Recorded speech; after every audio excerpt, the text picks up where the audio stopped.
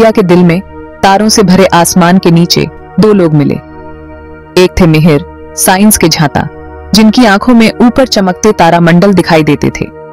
दूसरे थे शंकराचार्य, भगवा वस्त्रों में लिपटे एक संत, जिनकी नजर अंदर की ओर थी। ब्रह्मांड का अध्ययन करने वाले मिहिर इसे एक विशाल मशीन के फॉर्म्स में देखते थे, जो नियमों से बंधी हुई थी, जिसके रहस्य अवलोकन और तर्क से धीरे धीरे सुलझ रहे थे।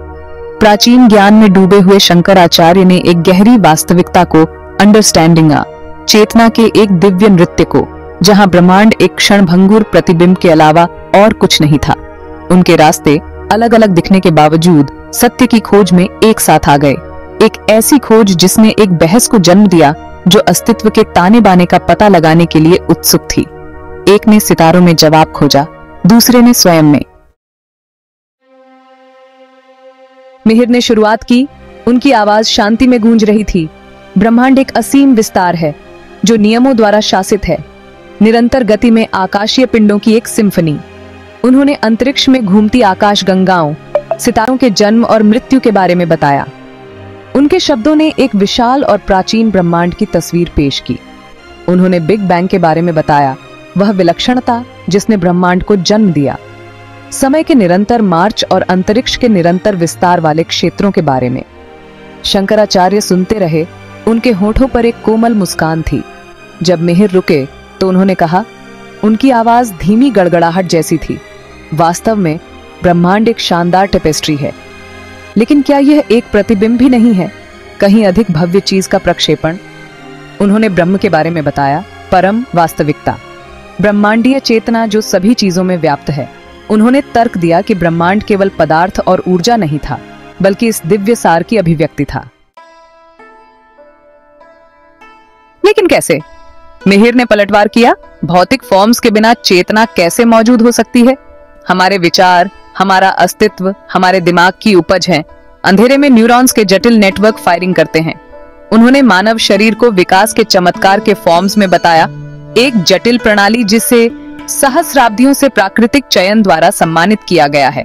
उन्होंने तर्क दिया कि चेतना इस कॉम्प्लेक्सता की एक आकस्मिक संपत्ति थी, भौतिक प्रोसेसों का एक उत्पाद जिसे अभी पूरी तरह से अंडरस्टैंडिंग जाना बाकी है। शंकराचार्य ने सिर हिलाया, मिहिर के तर्क की सुंदरता को स्वीकार करते हुए। फिर भी उन्होंने पलटवार किया, क्या कोई पेंटिंग चित्रकार बनाती है? क्या नृत्य नर्तक की गतिविधियों के योग से अधिक नहीं है? उन्होंने आत्मा के बारे में बताया, व्यक्तिगत आत्मा, दिव्य ब्रह्म की एक चिंगारी प्रत्येक प्राणी के भीतर रहती है। उन्होंने तर्क दिया कि भौतिक शरीर इस शाश्वत सार के लिए एक अस्थायी पात्र के अलावा और कुछ नहीं था। मिहिर ने शंकराचार्य की बातों पर विचार करते हुए भौहें सिकोड़ लीं। लेकिन अगर हम सब इस ब्रह्म, इस सार्वभौमिक चेतना का हिस्सा हैं, तो दुख क्यों है? व्यक्तित्व क्यों है? अलगाव का यह भ्रम क्यों? उन्होंने दुनिया की कठोर वास्तविकताओं, बीमारी और आपदा के बारे में बताया, अस्तित्व के लिए संघर्ष के बारे में, जिसने इतने सारे प्राणियों के जीवन को चिह्नित किया। उन्होंने सोचा कि यह दुख कैसे हो सकता है अगर सभी प्राणी अंततः एक हों। शंकराचार्य ने मिहिर को करुणा से देखा। उन्होंने अंडरस्टैंडिंग आया, संसार एक रंगमंच के समान है और हम अपनी अपनी भूमिका निभा रहे कलाकार हैं। हम इस कॉस्मोसीय नाटक के हिस्से के फॉर्म्स में खुशी और दुख, प्यार और हानि का अनुभव करते हैं। उन्होंने तर्क किया कि जीवन का उद्देश्य दुख से बचना नहीं है, बल्कि इसे पार करना है, दिव्य संपूर्ण के हिस्से के फॉर्म्स में अपने वास्तविक स्वरूप को महसूस करना है। उनका मानना था कि यह एहसास आत्मज्ञान, ध्यान और आध्यात्मिक ज्ञान की खोज के माध्यम से आता है। मिहिर ने इस धारणा को चुनौती दी, लेकिन हमारे पास इस ब्रह्म का क्या प्रमाण है? विज्ञान साक्ष्य पर निर्भर करता है। उन्होंने मस्तिष्क का अध्ययन करने की क्षमता की ओर इशारा किया। चेतना के रहस्य वैज्ञानिक जांच से हल हो सकते हैं। शंकराचार्य मुस्कुराए, और फिर भी क्या विज्ञान अपनी समझ को संशोधित नहीं करता है? जिसे अपरिवर्तनीय सत्य माना जाता था, उसे नई खोजों द्वारा उलट दिया जाता है। क्या ब्रह्मांड उससे अधिक अजनबी नहीं है जितना हम समझ सकते हैं? उन्होंने माया के बारे में बताया, वह भ्रम जिसने वास्तविकता पर पर्दा डाल दिया। भाग 6, ज्ञान का मार्ग। मिहिर ने बात मान ली। उन्होंने स्वीकार किया ये सच है कि ब्रह्मांड के बारे में हमारी समझ लगातार विकसित हो रही है, लेकिन यह विकास अवलोकन से प्रेरित है, सबूतों के खिलाफ अपनी परिकल्पनाओं का परीक्षण करके। उन्होंने वैज्ञानिक पद्धति के बारे में बताया, अवलोकन, प्रयोग और विश्लेषण की कठोर प्रक्रिया जिसके कारण अनगिनत खोजें हुई। उन्होंने तर्क किया कि यह सच्चे ज्ञान का मार्ग था, तर्क और अनुभवजन्य साक्ष्य पर आधारित मार्ग। जबकि दर्शन और आध्यात्मिकता का अपना स्थान था, उन्हें ऑब्जेक्टनिष्ठ सत्य अंडरस्टैंडिंग ने की भूल नहीं करनी चाहिए। वास्तव में शंकराचार्य ने सहमति व्यक्त की, अवलोकन महत्वपूर्ण है, लेकिन प्रेक्षक का क्या? वह कौन है जो इस ब्रह्मांड को देखता है, जो इन संवेदनाओं, इन विचारों और भावनाओं का अनुभव करता है? उन्होंने ब्रह्मांड को अंडरस्टैंडिंग ने की चाहत रखने वाले मन की प्रकृति को अंडरस्टैंडिंग ने के लिए आत्मचिंतन के महत्व पर जोर देते हुए ध्यान अंदर की ओर मोड़ दिया। उन्होंने तर्क किया कि सच्चा ज्ञान आत्मज्ञान से शुरू होता है। भाग 7, सत्य की लैंग्वेज। मिहिर ने इस पर विचार किया। शायद उन्होंने सोचा, विज्ञान और आध्यात्मिकता इतने अलग नहीं हैं। दोनों वास्तविकता की मौलिक प्रकृति को अंडरस्टैंडिंग न चाहते हैं, यद्यपि अलग अलग लेंसों के माध्यम से। उन्होंने भाषा की सीमाओं को पहचाना, ब्रह्मांड की विशालता या मानवीय अनुभव की सूक्ष्मताओं को पूरी तरह से पकड़ने के लिए शब्दों की अपर्याप्तता को।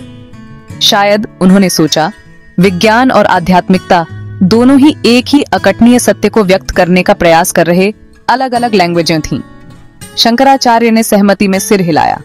उन्होंने कहा, जिस तरह एक ही वस्तु अनेक परछाइयां डाल सकती है, उसी तरह सत्य को भी अनगिनत तरीकों से माना जा सकता है। प्रत्येक पथ, चाहे वह एक्सपेरिमेंट शाला के माध्यम से हो या मंदिर के माध्यम से, हमें समझ के करीब ले जाता है। उन्होंने इन अलग अलग रास्तों का सम्मान करने के महत्व पर जोर दिया, किसी एक दृष्टिकोण की अंतर्निहित सीमाओं को पहचानने पर। भाग 8, दृष्टिकोणों की एक टेपेस्ट्री। जैसे जैसे रात गहरी होती गई, उनके बीच आपसी सम्मान का भाव बैठ गया। मिहिर, विज्ञान के व्यक्ति, और शंकराचार्य, आध्यात्मिक गुरु, ने अपने अलग अलग दृष्टिकोणों के मूल्य को पहचाना। उन्होंने महसूस किया कि ब्रह्मांड एक विशाल और बहुआयामी इकाई है जो आसान वर्गीकरण को धता बताती है। मिहिर ने विशुद्ध फॉर्म से भौतिकवादी विश्व दृष्टि की सीमाओं को स्वीकार किया, चेतना का रहस्य जिसे विज्ञान ने अभी तक पूरी तरह से नहीं सुलझाया है। उन्होंने शंकराचार्य के आत्मचिंतन पर जोर देने में प्रेक्षित के साथ साथ प्रेक्षक को अंडरस्टैंडिंग में ज्ञान देखा।